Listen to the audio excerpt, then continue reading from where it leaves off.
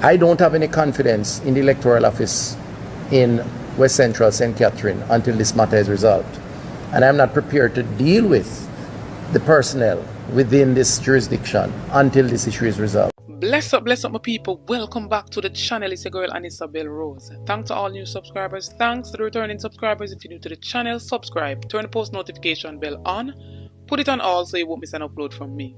On the road to 20k, help me to get there, my people. So in this one, my people, Christopher TUFTON seeks by-election in the Ginger Ridge division, as well as Jamaica Labour Party is yet to settle on a replacement for former House Speaker Marissa Dalrymple Philibert, and Paul Patmore, independent councillor willing to run for the People's National Party in Dalrymple Philibert's old seat.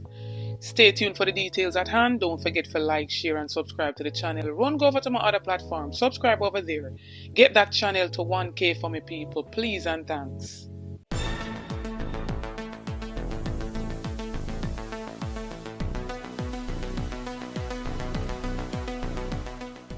So my people, following this local government election here, we're still having magisterial recounts in certain divisions that, councillors lost, whether from the People's National Party side or the Jamaica Labour Party side, getting that magisterial recount to, make sure of, such close margins that their opponents might have won by.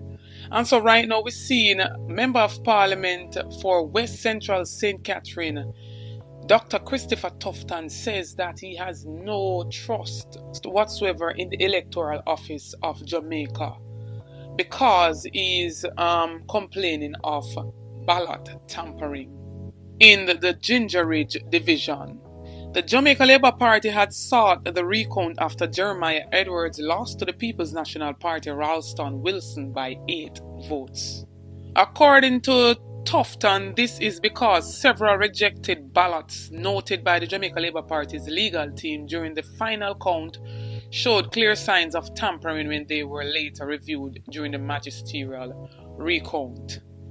A day after the formal count, the returning officer somehow identified a ballot in support of the opponent. She called our representative to say that she found this ballot and she was going to add it to one of the boxes. We objected. She did it nevertheless. When we went to the magisterial recount, a number of irregularities were identified. We had 3 lawyers at the final count who took copious notes on all the rejected ballots with the intention of raising our issues at the magisterial recount at the courts. Many of those ballots were obviously tampered with when they reached to the courts.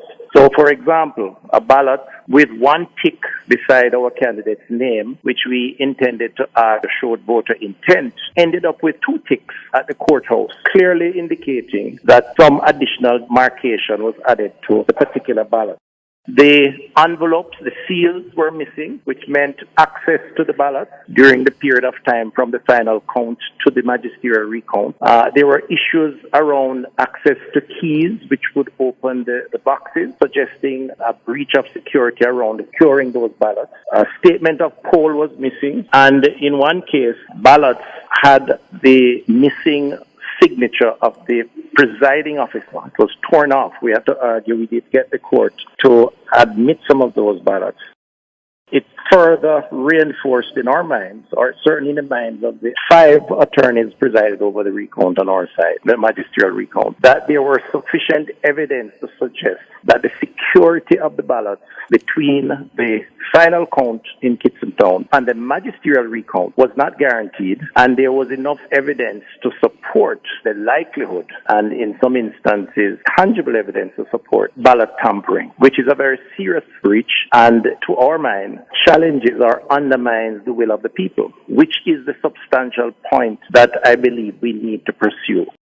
Dr. TUFTON, this is not a simple matter of you quibbling over a handful of votes. You have raised serious concerns about the process by which the EOJ has managed the post-election counting and distribution of ballots. So at the end of the day, you're seeking a by-election essentially in that division. If that protects the integrity of the process and allows the one man, one vote principle to be reflected. Even if we come out not being victors, even if it reaffirms the numbers or widens them, I would be a lot more comfortable than to always have a shadow of doubt over the process where people feel that they have been unfairly treated. To me, that is dangerous, not just for this case, but dangerous as a precedent for future elections in Jamaica.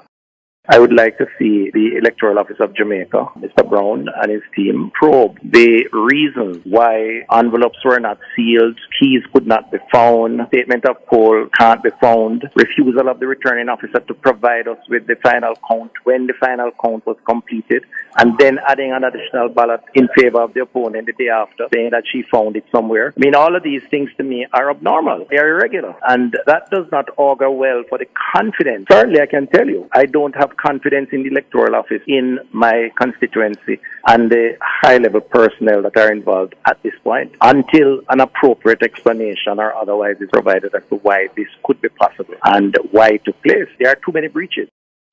And so in this segment, we've seen the Jamaica Labour Party is yet to settle on a replacement for former Member of Parliament for the Trelawny Southern, Marissa Dalrymple Philibert. And we all know that she had resigned from House Speaker as well as MP for that region. However, she was lauded and praised by the General Secretary, Dr. Horace Chang, for, guiding the party to a clean sweep of the 4 divisions in the constituency during last week's local government election.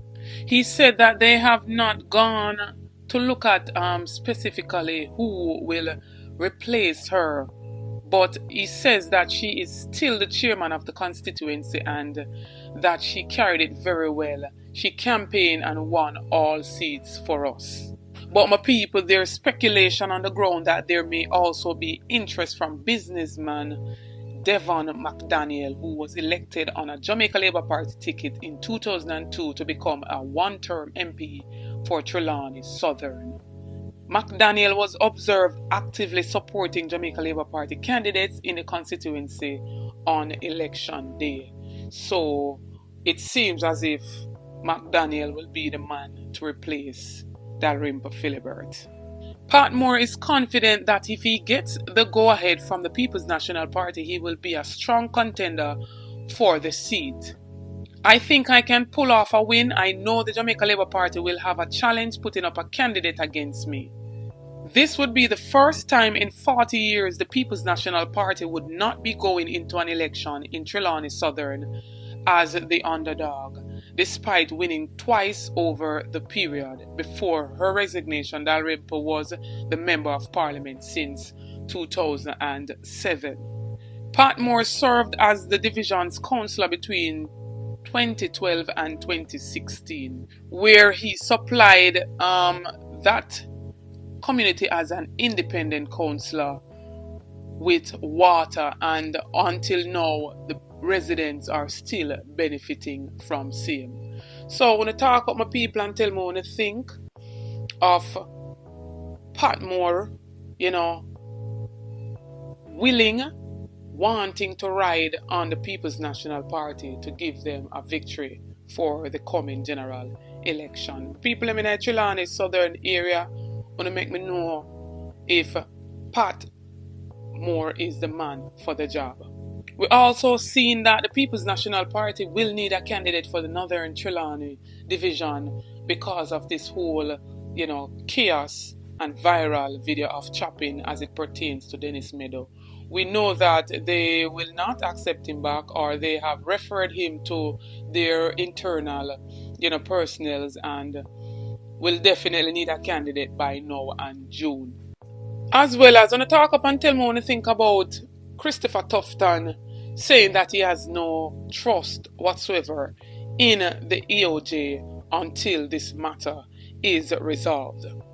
Drop an honest comment in the comment section and let us reason, my people. Don't forget to like, share and subscribe to the channel. Run over to my other platform, Instagram and Facebook, and follow me over there at Anistabel Rose. Check out the YouTube store, make a purchase, it goes in support of the channel. Check out the YouTube membership, you get a lot of benefits by becoming a member. We do notifications shout out in each and every video. To be a part of that, all you have to do is be the first to like, comment and subscribe, and you'll get a shout out in the following video to come. This notification shout out goes to Pat W. Big up yourself, Pat W. Thanks for the continued support from each and every subscriber. New viewers, come on board, journey with me, join the family. Subscribe to the channel, like up the video, share out the video, support the ABR movement by playing your part. On the road to 20k, help me to get there, my people. Get this video to at least 1,000 likes. Stay tuned for more updates, stay tuned for more videos. Big up on yourself.